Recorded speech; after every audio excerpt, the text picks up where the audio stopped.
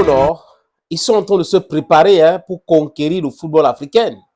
Ah oui, tout le monde se prépare.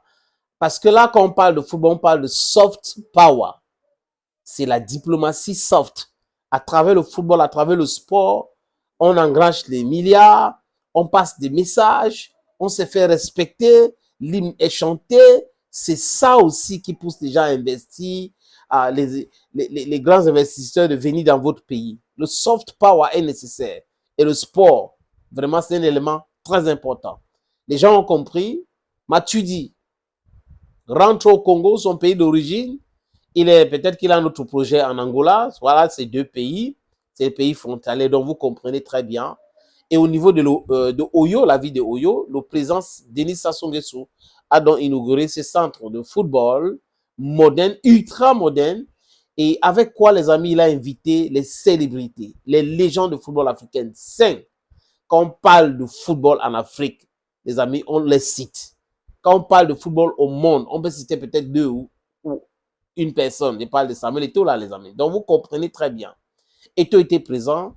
Emmanuel Cheikh Adebayo était présent. JJ Okocha était présent. Asamaro Djan était présent. El Hadji Diouf était présent. Les amis, je vous suggère d'écouter Emmanuel Cheikh Adebayo. La République. Nous, on était jeunes, on a tous rêvé, on avait tous une envie de faire quelque chose d'extraordinaire pour notre communauté, pour notre pays et pourquoi pas pour le continent. Et aujourd'hui, je pense que je ne peux en aucun cas parler sans parler de son excellence, le président, M. Sassou Nguesso. Ce qu'il a fait, c'est énorme, de se mettre à la disposition de la jeunesse. Il n'y a rien de plus important que ça. Créer un centre de formation, écoute, il y a l'éducation avant tout. Nous, on n'a pas eu la chance, comme l'a dit Diouf, nous, on n'a pas eu la chance de fréquenter des coins comme ça avant de réussir, avant de eu la chance de toucher le haut niveau. Aujourd'hui, pour ces jeunes-là, je pense que c'est une chance énorme.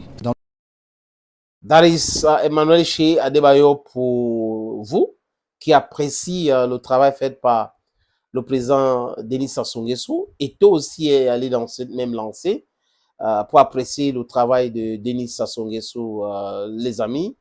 C'est de ça qu'il est question aujourd'hui en Afrique. Je vous suggère d'écouter Samuel Eto'o Fils, le président de la Fédération camerounaise de football. J'insiste, c'est le président de la Fédération camerounaise de football. N'en déplaise.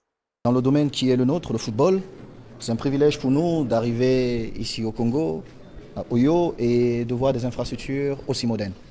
Et je dirais même, notre rêve devient réalité. La chance que nous avons eue à notre époque, c'est que nous avons joué et nous n'avons pas eu les moyens d'évoluer dans des infrastructures aussi modernes dans notre continent. Aujourd'hui, nos parents ont pensé que notre jeunesse en avait grand besoin. Nous saluons ce geste et nous prions cette jeunesse de prendre leurs responsabilités parce que moi, je nourris l'ambition de voir un pays africain être champion du monde. You got it right from his own mouth. That was the horse's mouth, Samuel Eto'o Fils. Donc, appréciez la démarche du président Sassou Nguesso. Et les amis, je vois en ça les différents mouvements de Samuel Eto'o Fils ces derniers mois, comme s'il est en train de préparer quelque chose. Vous savez qu'il y a une assemblée générale ordinaire de la Fédération camerounaise de football annoncée pour le mois prochain. Et lors de cette assemblée générale, il y a beaucoup de gens qui ont imaginé ce que la fédération peut dire peut-être sur le lancement du championnat, parce qu'on a vu le DTN qui a envoyé le message au club et aux sélectionneurs de gardiens et tout cela de venir à une formation moyennant la somme de 50 000 francs CFA, une façon de préparer la nouvelle saison de MTN Elite One, Guinness Super League et tout cela, les amis. Mais la présence d'Eto'o là-bas, j'ai comme l'impression que Eto'o est en train de préparer la campagne pour l'élection présidentielle de la Confédération africaine de football qui aura lieu au mois de mars 2025, donc l'année prochaine. Je peux me tromper, mais je vois cela parce qu'il était au Burkina Faso où il a rencontré le président Ibrahim Traoré. Il était au Niger où il a rencontré le président Tiani.